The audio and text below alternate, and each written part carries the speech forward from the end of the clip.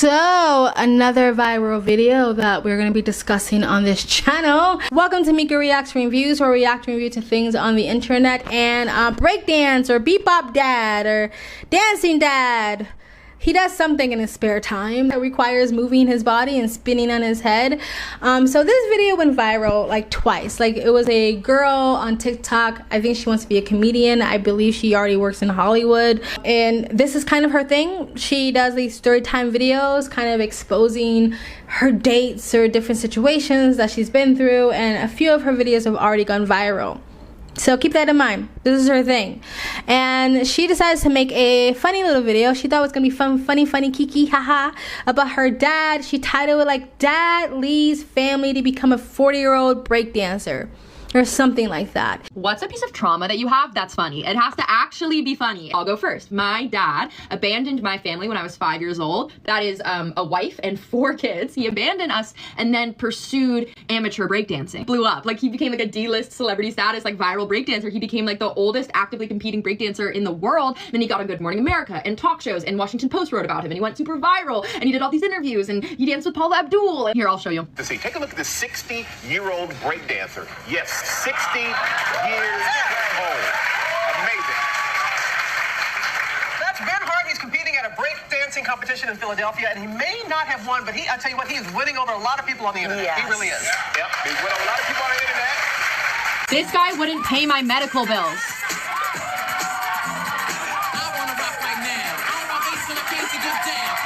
The worst part, damn it, he's good. He should not be able to move his body like that. It's like impossible. It's beautiful. Hey, Dad.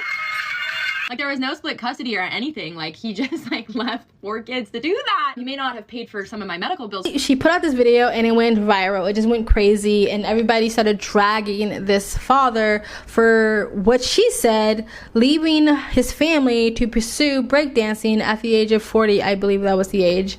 And the father came out with a response video, and in my opinion, the response video was very respectable to his daughter. He didn't bad name his daughter, slander his daughter, drag his daughter's name. He kept even saying he loves his daughter. He felt he had a good relationship with his daughter. He even said, he never even called her a liar. He just said, like, I believe she believes what she's saying, but it's not true. Okay, I wake up at 6 a.m. to do some work. I get my coffee, I sit down, I open my computer, and what am I greeted with? Well, hundreds of comments calling me a deadbeat dad, a child abandoner, and all manner of other insults. So I think, what's this all about?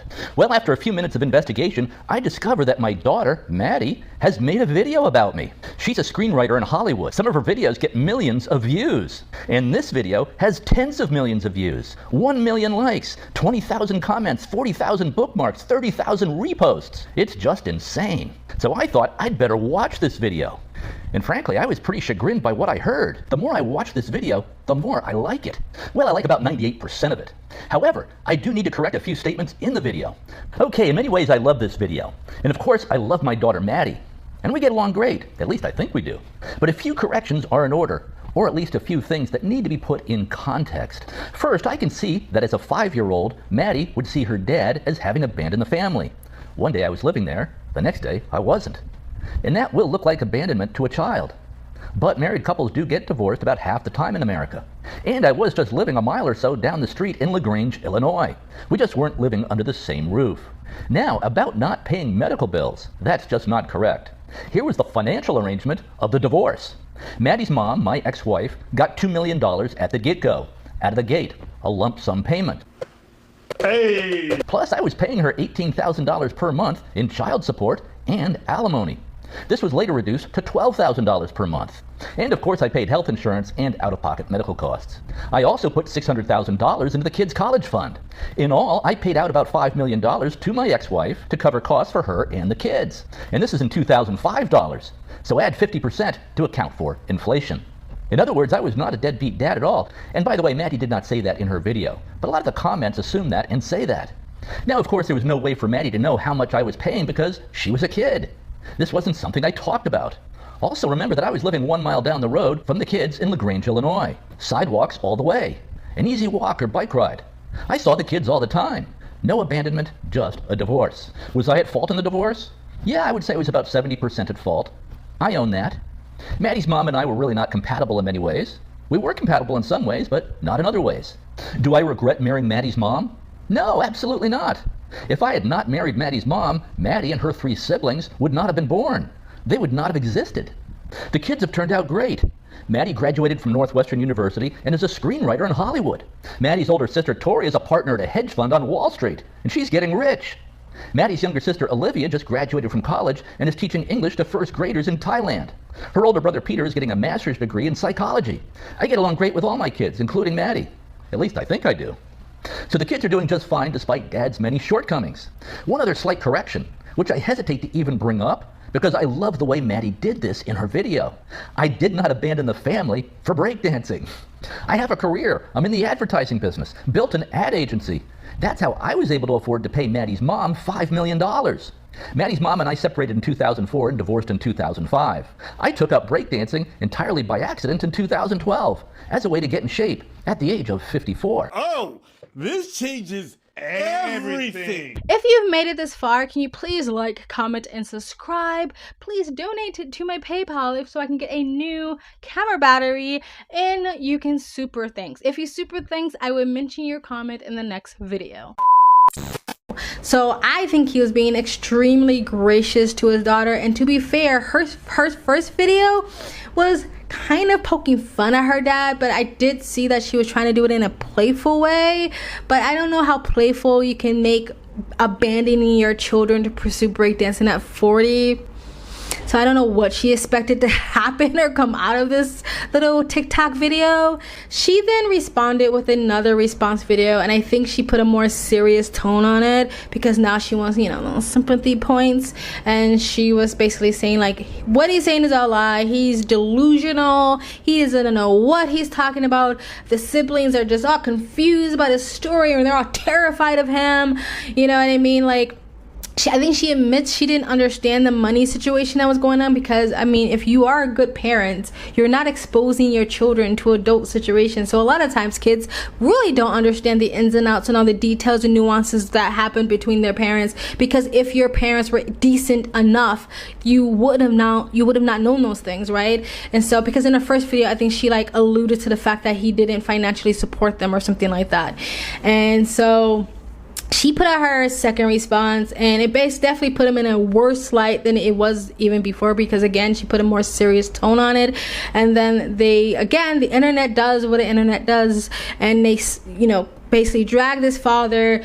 They started calling his job, threatening his employment, threatening his livelihood, basically trying to cancel the man. My dad posted like a 10-minute video or whatever being like, you know, my daughter's lying, we have a great relationship, I have a great relationship with all my kids. That's just objectively not true. Like, guys, we're all freaking out about this in my family group chat right now. We're being like, he's so unhinged and delusional. We don't know if he actually believes his own narrative or if he's lying on purpose, but he's just like a weird guy. Yeah, he said he lived down the street from us. That's not true. Or like, if he did, it was only for a few months maybe, but actually for most of my childhood, he lived in Florida with his new wife. Like, basically, like, I don't want to get into this. Like, again, like, my video was basically like sanitizing the situation and like poking fun at the lightest parts of that childhood trauma, but obviously in real life it was a lot more like complicated and traumatic, and it was really hard. He left us, immediately married another woman. We didn't hear from him for years, and then he would visit every few months and we'd go out to dinner, but like, he truly had no hand in raising us at all. We don't speak with any sort of regularity. He doesn't know when my birthday is. Like, as you guys saw in the video I posted, he got it wrong. He gave us some money growing up. I honestly don't know the nitty-gritty of the financial situation. I really don't, but I do know that several times I've asked him for financial help with medical expenses, like especially like in college, and he wouldn't help me. So that's what I was referring to in my video when I was like, he wouldn't pay some of my medical bills. I'll probably delete this in the morning, but I'm, you know, 2 hard kombuchas in, and so I feel the need to kind of defend me and my family's like POV. Bottom line is, this guy was a completely absent father.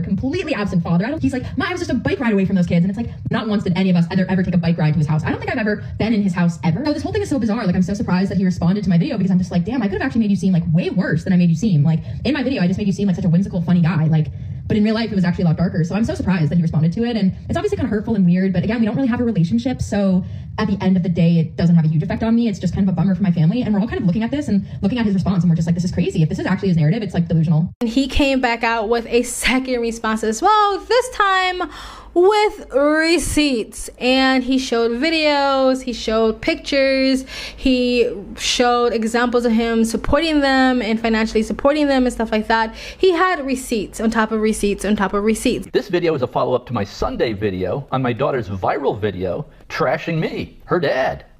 And these videos are all over the internet now, with titles like Bitcoiner and Breakdancing Dad Ben Hart Navigate Storm from daughter's viral TikTok video.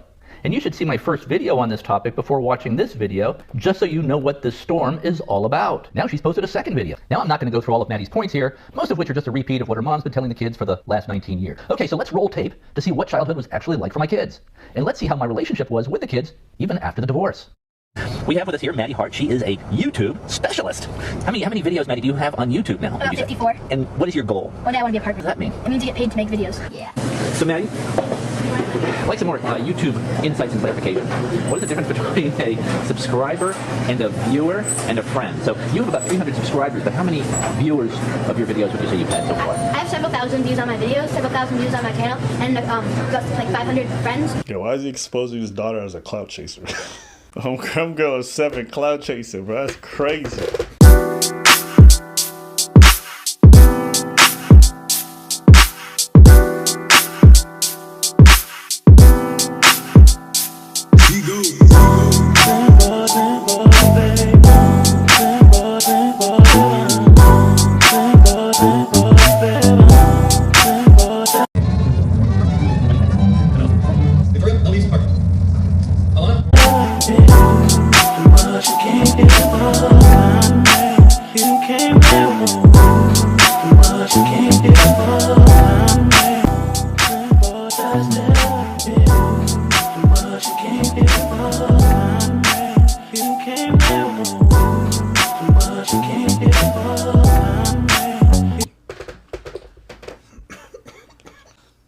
Let me be clear. Maddie is not lying in her videos. She is saying in these videos what she perceives to be true from her perspective. She's expressing her truth. And her perception is impacted radically by 19 years of brainwashing by my ex-wife. I don't want anyone attacking or bullying Maddie for her videos. Her videos express her perspective, and I believe they are honest from her perspective. So feel free to direct negative comments my way, but please don't bully Maddie. Now, I told Maddie I liked 98% of her video, but that there were some significant inaccuracies in there, like about me not paying medical bills. That's just not true. And the implication was that I was some kind of deadbeat dad. I paid her mom millions of dollars in alimony, child support, put hundreds of thousands of dollars into the kids' college funds, paid for their health insurance, of course, and out-of-pocket medical costs, as I should have. The result was that the kids were able to live in a wealthy suburb of Chicago, attend top colleges, and pursue very good careers. Anyways, I asked Maddie to take down her video and at least correct the damaging inaccuracies. It just wasn't true that I wasn't covering medical costs. I told her almost everyone I know had seen it, including clients. It had the potential to hurt my business, hurt me professionally. And I certainly don't think she meant any harm by her first video. Fair. So like all the people saying, why would this guy post it? That's one valid reason to post it. When your adult daughter is trashing you online, hurting your business and all your reputation, yeah, you want to be able to defend yourself somehow, especially if she doesn't want to defend you after you ask her to take it down quietly. So I don't think this man's being unreasonable for him posting it. I think it's a very odd thing we're seeing unfold, but I don't think he's wrong. But she declined to take down her video because she said her video had gone viral. So she didn't want to take it down. So I came back a day or so later and told her that I had posted a response video on X. I think this girl's clout hungry, and I think she got problems with her daddy. That's crazy. Well, then my response video really started to blow up. It hit 1 million views in about 12 hours. Then 5 million views, 10 million views, 20 million views, 30 million views, and on up from there. Maddie's mom started to freak out, sent me long text messages telling me to take my video down. I'm like, but Maddie's video is still up and has 7 million views, and that's just on TikTok. Plus, Maddie has posted a much more negative second video, full of inaccuracies.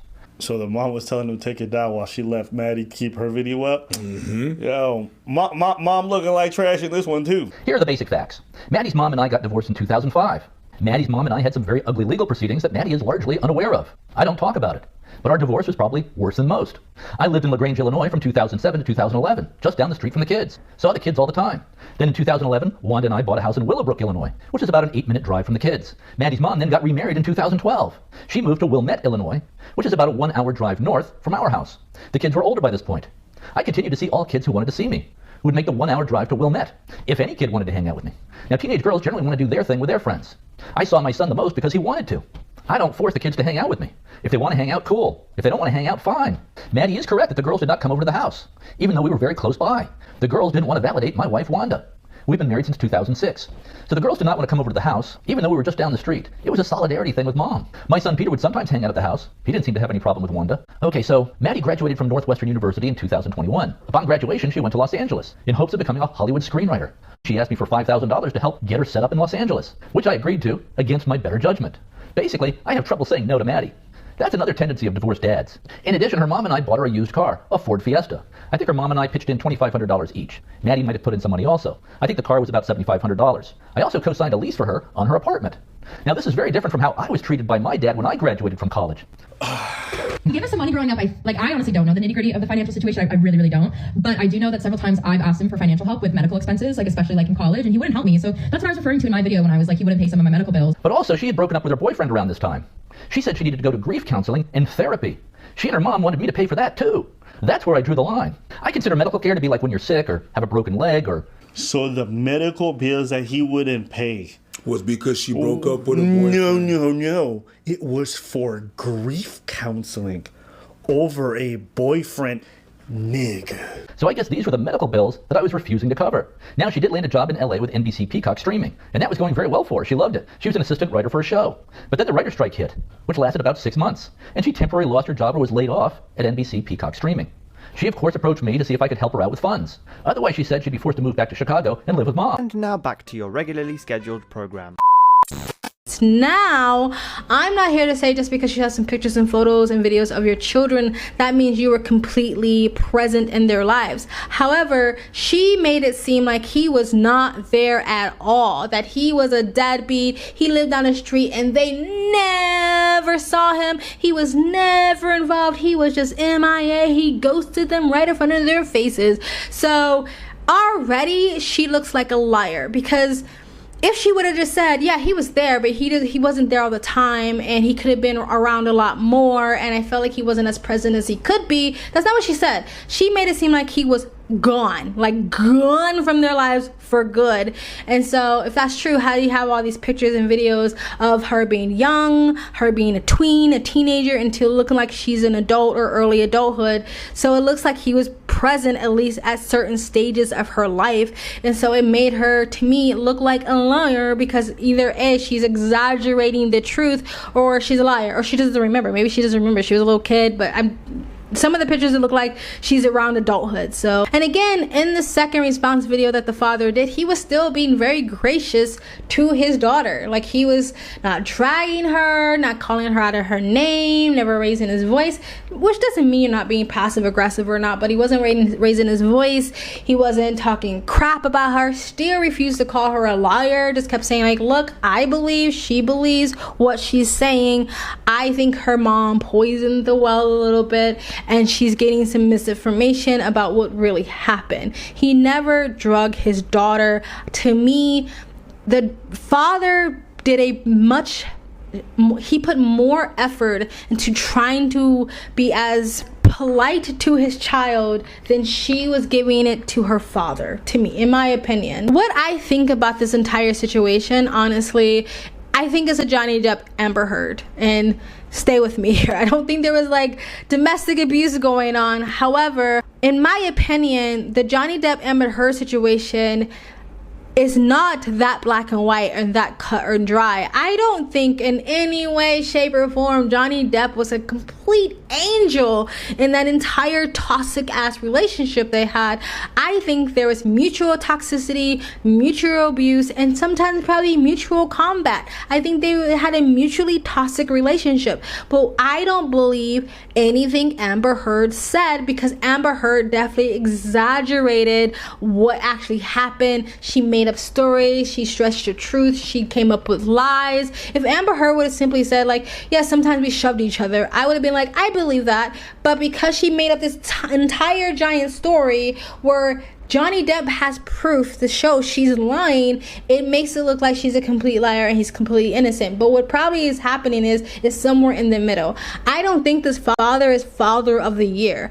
And there's probably times where there was gaps in time where the father could have added his presence. He probably could have been more present. He probably could have been more available. He could have probably did a better job. He probably dropped the ball at certain points. But what parent hasn't dropped the ball when it comes to raising their children? They're human beings and they make mistakes, and sometimes more mistakes are greater and more destructive and more traumatizing than others. But every parent drops the ball at some point. As long as you can recognize when you drop the ball and apologize to your children when they say, can you fucking apologize to me? You're a human being. We all make mistakes. So I don't think he's perfect. I definitely don't think he deserves Father of the Year. However, I don't believe this girl's story. I think she's either A, stretching the truth, exaggerating what happened, straight up lying, or her mother poisoned the well. And this is something that a lot of people don't like to admit to, that mothers do poison the well. And sometimes the father is the single parent or they're sharing custody. Sometimes the father will poison the well.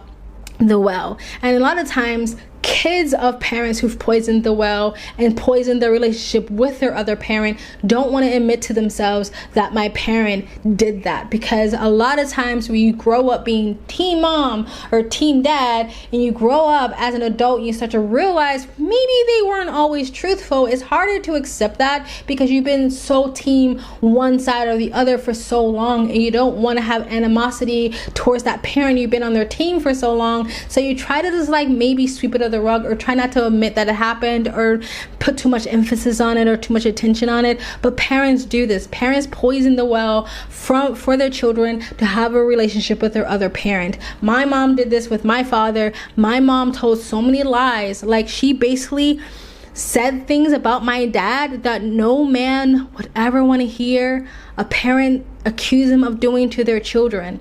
And she lied. She made up so many lies, so many stories. Like, she poisoned the well. This freaking happens all the time. Nobody wants to admit it, because especially socially, we're all team mom, team woman, team female, girl power, right? So I think it's probably a mixture of the three. I think, again, A, the father's probably dropped the ball at some points. He probably wasn't present all the time. And he did explain that, like, when the kids got older, he allowed them to make the decisions whether they wanted to be at his house or not. The son probably more obviously decided to spend more time with his dad as he got older, because he's a boy and he probably wanted some fatherly influence. But the girls were very team mom, and so they spent less time with the father, more time with the mom as they get older. And he said, I gave them that decision and I respected their decision. In some ways, I agree with him, and I think a lot of people will agree with him that, hey, yeah, when your kids get older, you have to respect their decisions. They're becoming adults. However, I do think sometimes parents need to just bite the bullet and like take one on the chin and reach out to their kids, even when their kids are saying, fuck off, I hate you, slamming the door, stomping up the stairs, get out of my life, I hope you die. Like, you're the parent. You made the decision to have children, so you made the decision, in my opinion, to take it on the chin sometimes and still reach out to your children, even when they said, fuck off, I don't want to talk to you. Still reach out. However, I think it's a thin line. I think you reach out, but you also respect their decisions because they're becoming adults and they're becoming older. And so I understood what the dad said, but maybe that's where he dropped the ball, and maybe that's where he should have been more present. However, do I think this dad is a straight up deadbeat dad? Absolutely not. Do I think that she, again, a mixture of some stuff, stretching the truth, lying, exaggerating, and her mother poisoned the well? Absolutely yes. And I also think she did this whole shit for clout, because this is what she does. She makes up stories and her TikTok to go viral.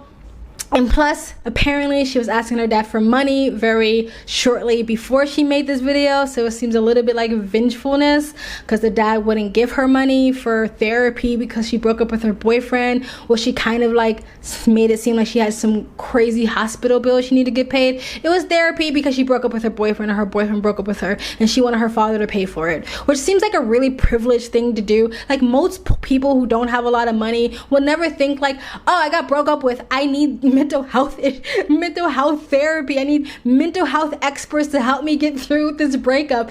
That sounds like a person who had privilege, who has had things handed to them, who got to do things that most people don't get to do, in my opinion. And the way her father made it seem like they grew up in a very comfortable lifestyle, very comfortable home. So I think this also may be a case of her being a little bit of a spoiled brat. But I also still think there's somewhere in the middle when it comes to the dad. Again, not Father of the Year, but is he a straight up deadbeat? No, I don't think so. And other people made a point to say, like, just because the father gave her money doesn't mean he's a good father. I beg the difference. I think that giving your children money doesn't make you a dad. It makes you an ATM. It makes you a financial provider. It doesn't make you a dad or a father. But there's a lot of kids out here that would have taken that over nothing. Because there's a lot of kids that didn't get the dad and didn't get the money, didn't get the financial support, didn't have even the thought in their mind that they can ask their father for money to go to therapy because someone broke up with them.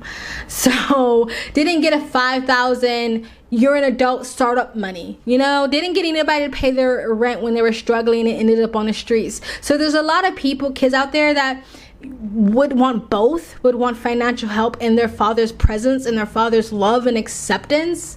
However, there's a lot of kids out there too that was like, hey, if I couldn't get that, I would have took the financial support. So I think again, and that's a little privilege seeking through, but I agree, money doesn't necessarily make you a dad, but it's better than nothing. Anyway, tell me guys, what do you think of this whole thing, of this whole story? Do you think this father is a straight up deadbeat? Do you think this girl was completely honest? Or maybe she's just a little delulu? Maybe her parents, her mother poisoned the well? Do you think this story is a little gray area, somewhere in between? Let me know in the comment section below. Please like, comment, and subscribe. Hit the bell to get the notifications when I do upload. All that really does help with the algorithm, guys. And again, you can support this channel by making a donation. My PayPal and Cash App link is in the description box below. You can super thanks. If you super thanks with a comment, I will read your comment in the next video. And you guys have an amazing, beautiful day. Bye. Okay, Maddie, let's see how the old man does.